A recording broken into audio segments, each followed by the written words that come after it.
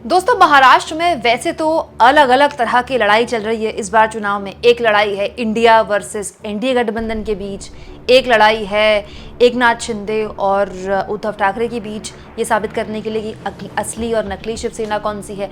एक लड़ाई राहुल गांधी और मोदी के बीच है, तो एक लड़ाई बीजेपी वर्सेस कांग्रेस के बीच है। लेकिन सबसे दिलचस्प लड़ाई जो है, जो महाराष्ट्र के लोग जिसको विटनेस कर रहे हैं, वो है चाचा भतीजे की लड़ाई। शरद पवार, दोस्तों इस उम्र में शरद पवार के साथ जो कुछ भी हुआ वो इस बात का प्रमाण है कि राजनीति में आप किसी पर भरोसा नहीं कर सकते। इनफैक्ट राजनीति में क्या, जिंदगी में भी ना, आप किसी पर भरोसा नहीं कर सकते, क्योंकि आपके पैरों की जमी कब खिसका कर रख दें और आपको सड़क पर लाकर खड़ा कर दें। शरद पवार उसकी जीती जागती मिसाल है। दोस्तों, शरद पवार को महाराष्ट्र का चाणक्य भले ही कहा गया हो, लेकिन शरद पवार को भी इस बात का अंदाजा नहीं हुआ कि उनके अपने भतीजे उनकी बनाई हुई, उनकी खड़ी की गई पार्टी उनके हाथ से छीन कर ले जाएं। न केवल छीन कर ले जाएं, विद सिंबल छीन कर ले जाएं।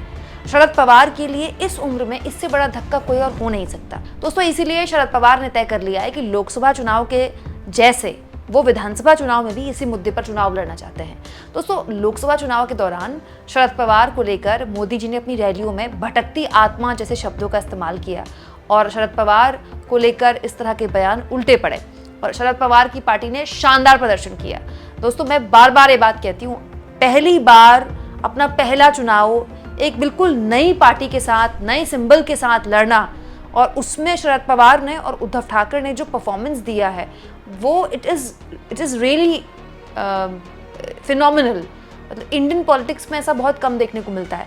अमूमन लोगों तक अपने चिन्ह पहुंचाने में, चुनाव चिन्ह पहुंचाने में 2-3 चुनाव लग जाते हैं, लेकिन शरद पवार ने तो कमाल कर दिया। लेकिन असली कमाल शरद पवार कितना कर पाते हैं ये देखने को मिलेगा विधानसभा चुनाव में। विधानसभा चुनाव में शरद पवार की पार्टी कैसा प्रदर्शन करेगी ये बहुत हद तक निर्भर करता है कि शरद पवार के साथ वो विक्टिम सेंटिमेंट रहता है कि नहीं रहता है, जो लोकसभा चुनाव में उनके साथ था। विक्टिम सेंटिमेंट मतलब शरद पवार अपने आप के लिए लोगों तक, महाराष्ट्र के लोगों तक, अपने इलाके के लोगों तक ये पहुंचा पाते हैं कि उनके साथ ज्यादती हुई है। अगर शरद पवार ऐसा कर पाते हैं दोस्तों, तो फिर यही उनकी जीत की कुंजी होगी, और यही बात उनके भतीजे अजित पवार अच्छे से जानते हैं। और इसीलिए शरद पवार ने जब विक्टिम कार्ड खेलना शुरू किया तो उनके भतीजे अजित पवार ने कैसे इसका जवाब दिया मैं आपको बताऊंगी। लेकिन शरद पवार ने एक कार्यक्रम में जो बात बोली है उसका शब्द बेशब्द आपको सुनना चाहिए। शरद पवार ने कहा, मैंने एनसीपी बनाई, इसे मुझसे छीना गया, पार्टी का चुनाव चिन्ह किसी और को दे दिया, हम पर मुकदमा किया। मैंने जिंदगी में कभी कोर्ट की सीढ़ियां नहीं चढ़ी, लेकिन उनकी वजह से मुझे कोर्ट जाना पड़ा। अजित पवार के लिए बात बोल रहे थे शरद पवार कि उनकी पूरी जिंदगी में उन्होंने कोर्ट की शक्ल नहीं देखी, लेकिन इस उम्र में उन्हें कोर्ट की दहलीज पर ला खड़ा कर दिया। किसने? उनके अपने भतीजे ने। भतीजे की महत्वाकांक्षा बहुत बड़ी थी दोस्तों। अजित पवार चाचा की पार्टी तोड़कर ले गए, उनके विधायक तोड़कर ले गए, लेकिन बीजेपी ने उनको क्या दिया? डिप्टी सीएम बनाया। अरे डिप्टी सीएम तो शरद पवार अजित पवार को वैसे ही बना देते, और अजित पवार को भी ये बात पता है दोस्तों कि इतना सब कुछ करने के बाद भी उनको कुछ हासिल नहीं हुआ, और इसी बात का डर उनको है कि अगर ये लड़ाई मेरे चाचा को लेकर जो एक सिंपैथी वोट है वो ऐसे ही मजबूती से लोकसभा चुनाव के जैसे मजबूती से अगर विधानसभा चुनाव में खड़ा हो गया उनके चाचा के साथ, तो उनकी पार्टी के वांदे लग जाएंगे, उनकी पार्टी की हालत खराब हो जाएगी। और शायद इसीलिए दोस्तों अजित पवार ने एक कार्यक्रम में चाचा की तरफ से आए इस बयान के बाद तुरंत ये बयान दिया और कहा, मैं जिम्मेदारी के साथ कहता हूं, महाराष्ट्र में असली और नकली एनसीपी की लड़ाई नहीं है। शरद पवार राष्ट्रीय नेता हैं, इसमें कोई दो राय नहीं। 1.5 साल पहले हमारे 40-50 विधायक ने मिलकर पार्टी के लिए एक फैसला लिया। इसके बाद शरद पवार ने अपनी अलग पार्टी रजिस्टर कराई और उसे चला रहे हैं। दोनों पार्टियों के बीच लड़ाई नहीं है। कमाल की बात है दोस्तों। अजित पवार ये कह रहे हैं कि शरद पवार तो राष्ट्रीय नेता हैं और महाराष्ट्र की राजनीति में क्या मतलब उनका, ये लड़ाई असली एनसीपी और नकली एनसीपी की है ही नहीं। ये तो क्लियर हो चुका है कि उनकी पार्टी मेरे पास है और वो अपनी अलग पार्टी चला रहे हैं। तो क्या अजित पवार के कहने से बात खत्म हो गई? अजित पवार को ये क्यों कहना पड़ रहा है कि शरद पवार राष्ट्रीय नेता हैं? शरद पवार इतने राष्ट्रीय नेता हैं दोस्तों, तो अजित पवार को उनकी पार्टी की क्या जरूरत पड़ी? अजित पवार भी अपनी पार्टी बना सकते थे, सिंबल नया ले सकते थे, नए सिंबल के साथ ज़मीन पर उतर सकते थे, लेकिन वो जानते थे कि ज़ीरो से शुरू करना उनके बस की बात नहीं है। हाँ, चाचा के बस की बात थी तो उन्होंने वो करके दिखा दिया। दोस्तों, दरअसल अजित पवार इस समय धर्म संकट में है, बहुत बड़े संकट में है। अजित पवार के साथ बीजेपी ने जो खेल किया है, अजित पवार खुद भी वो महसूस कर रहे होंगे कि जो आप दूसरों के साथ करते हैं वो आपके साथ भी हो जाए। दोस्तों, अजित पवार को उम्मीद थी कि बीजेपी के साथ आकर उनको बहुत कुछ मिलेगा, लेकिन उनको धक्का तब लगा जब 40 विधायक उनके पास थे, लेकिन उनको सीएम नहीं बनाया गया, डिप्टी सीएम बनाकर उनको छोड़ दिया गया। और 38 विधायक लेकर एकनाथ शिंदे आए थे और उनको सीएम बना दिया गया। और तो और दोस्तों, अजित पवार माना जाता है कि एनडीए गठबंधन के सबसे कमजोर कड़ी हैं। अगर एनडीए गठबंधन ने परफॉर्म किया तो जानकार ये कहते हैं, फाइनल में तो कुछ भी हो सकता है, जानकार ये कहते हैं कि अजित पवार हो सकता है सबसे खराब परफॉर्म करें, क्योंकि लोकसभा चुनाव में भी उनका खराब परफॉर्मेंस रहा, बहुत ही खराब। केवल 1 सीट लेकर आए हैं अजित पवार। अजित पवार को साथ में लेकर चलने में कोई खास बीजेपी इंटरेस्टेड भी नहीं थी, लेकिन गठबंधन धर्म था तो अजित पवार को साथ लेकर चलना पड़ा। दोस्तों, आज सुबह मैंने आपको ये खबर दिखाई जिसमें मैंने आपको बताया कि अजित पवार की पार्टी ने कैसे आखिरी वक्त में नवाब मलिक को मैदान में उतारा।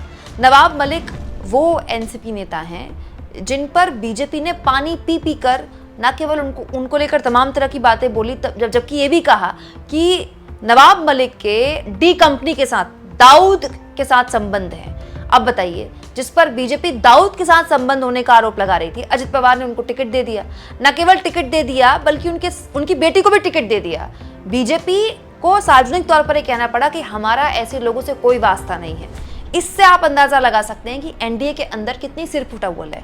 अजित पवार फूटी आंख नहीं सुहा रहे हैं बीजेपी को, और जिस दिन बीजेपी को अजित पवार समझ में आ जाएंगे कि अजित पवार की जरूरत नहीं है, अजित पवार को वो दूध की मक्खी की तरह उठाकर फेंक देगी। ये अजित पवार भी जानते हैं, राजनीति का यही दस्तूर है।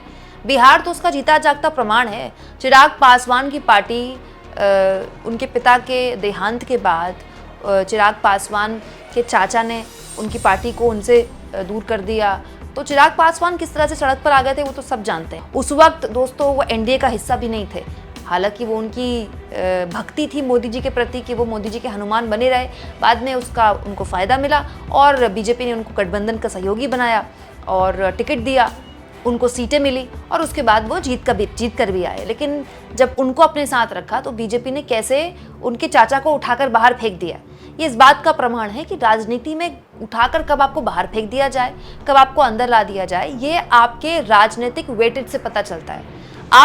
आपकी विनेबिलिटी कितनी है, आप कितने विधायक जिता सकते हैं, आप कितने सांसद जिता सकते हैं, आपका जनाधार कितना है, इससे पता चलता है। आपकी हैसियत इससे डिसाइड होती है। अजित पवार के 40 विधायकों ने सरकार बनाने में मदद की, लेकिन वो बात खत्म हो गई है। अब अजित पवार विधानसभा चुनाव में कैसा परफॉर्म करते हैं ये उनके आने वाले भविष्य पर निर्भर करता है। और यही बात अजित पवार को परेशान कर रही है कि शरद पवार की ये बातें कि इस उम्र में मुझे कोर्ट की दहलीज पर लाकर खड़ा कर दिया और मेरी पार्टी छीन ली, मेरा सिंबल छीन लिया, ये बातें अजित पवार को रात में हॉन्ट करती होंगी, सोने नहीं देती होंगी। इसीलिए अजित पवार बार बार ये कह रहे हैं कि लड़ाई है असली एनसीपी नकली एनसीपी की तो है ही नहीं, चाचा तो अपनी पार्टी चला रहे हैं। आप इस मुद्दे पर क्या सोचते हैं दोस्तों? क्या महाराष्ट्र में चाचा भतीजे में से जनता भतीजे को चुनेगी या चाचा को चुनेगी? कमेंट बॉक्स में जरूर लिखें और जितना हो सके चैनल को शेयर करें, सब्सक्राइब करें और थैंक्स और ज्वाइन के ऑप्शन से अगर आप चाहें तो कुछ आर्थिक मदद भी चैनल की जरूर करें।